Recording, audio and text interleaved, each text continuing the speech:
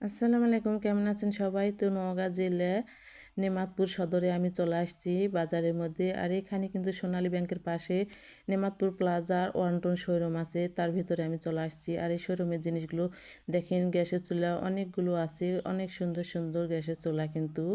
তারপরে এখানে আছে টিভি, ছোট বড় বিভিন্ন ধরনের টিভি আছে, আপনারা যে যেরকম নিতে চান সেরকমই পাবেন কিন্তু।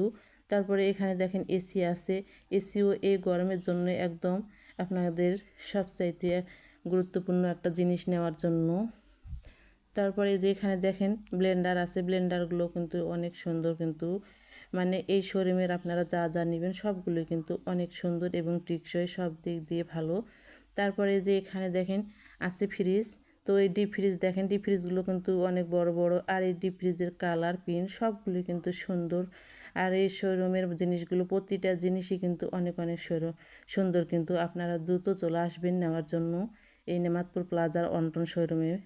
তারপরে যে এখানে দেখেন নিচে ডিপ, ওপরে নর্মাল ফ্রিজ, এগুলো ফ্রিজও কিন্তু অনেক সুন্দর, ছোট বড় যে যেরকম নিতে চান।